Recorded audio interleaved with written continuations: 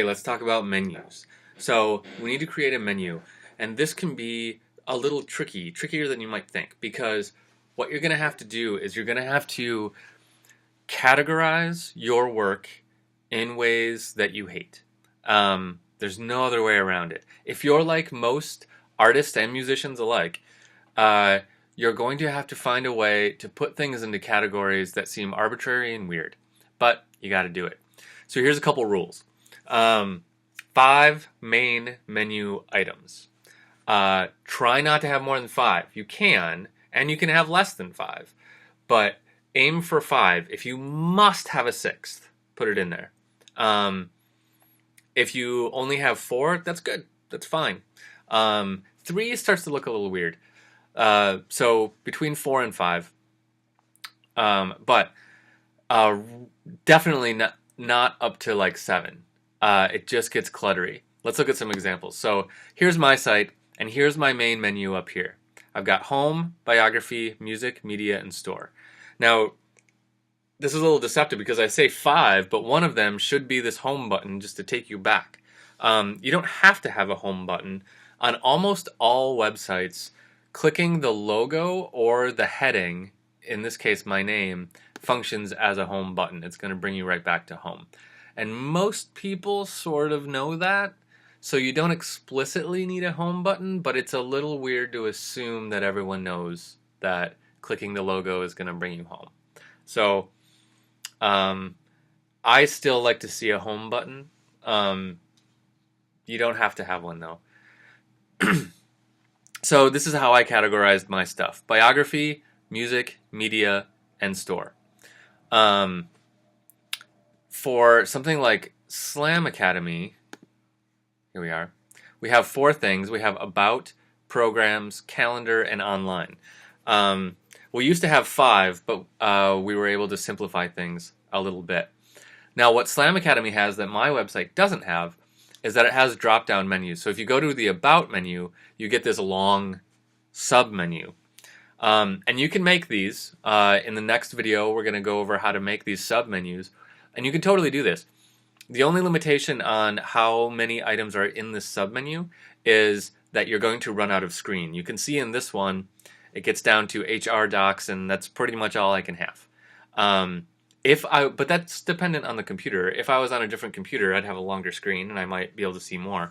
But it's really hard to like scroll down inside of these. So avoid too many in here. This is probably too many, but there's a lot of stuff on this site, and I needed to stick it all somewhere. So there's the About menu.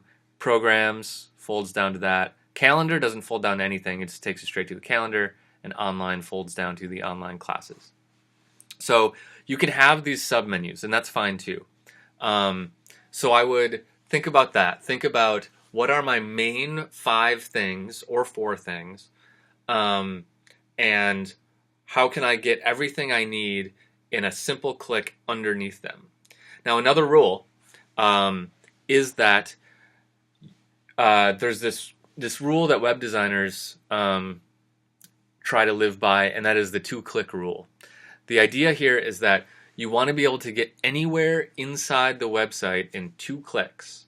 So let's say on the Slam Academy site here, I want to find out about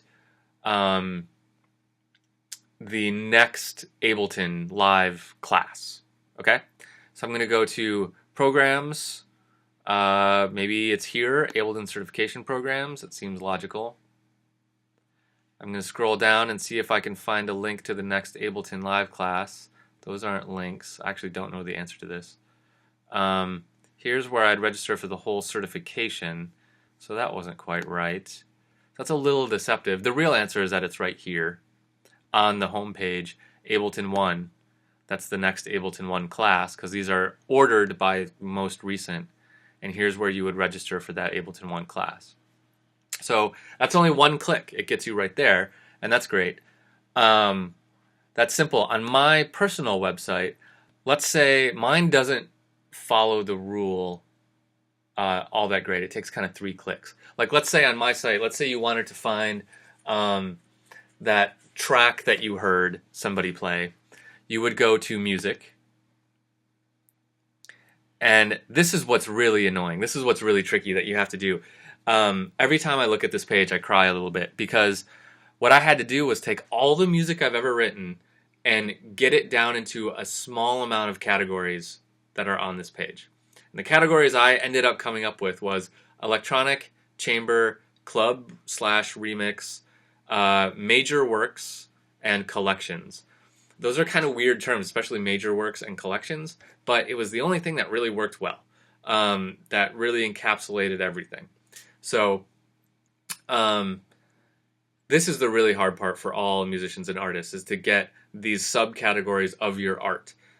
We don't like to do this if you're a typical artist. We don't like to put everything into categories, but people have to be able to find it on your website, so you've got to put it in categories somehow. So getting back to that track, so that was one click to get to music. The next click is going to be this electronic thing, because it was a track you heard, so it's probably there. And maybe it was this Saturations 3A piece.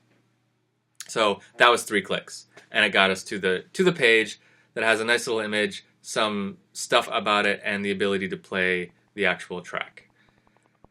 It's a very quiet track. So that was 3 clicks on my website. So kind of break the rule a little bit, but you want to try to get everything down to 2 clicks. So if you do these mouse over things, or the sub menu, where you just put the mouse over something and then the menu pulls down and then you click on it, that saves you a click, right? So that's a good thing to do. So figure out your menu. That's the next step. Figure out what are going to be your main menu items, and then if you're going to do sub menu items that open up, what are those going to be? And we need to make a page for each one. So every menu item needs to have its own page. So let's go through and in between these next 2 videos, think about that and make a page for each menu item, and then we'll come back and we'll put together the menu. The menu won't come together automatically. Oh, one last thing about this. The submenu thing is a function of your theme, and some themes might not let you do it, might not allow for the drop-down menu like that. So, well, we'll cross that bridge when we get to it. We'll do that in the menu making video, which is next.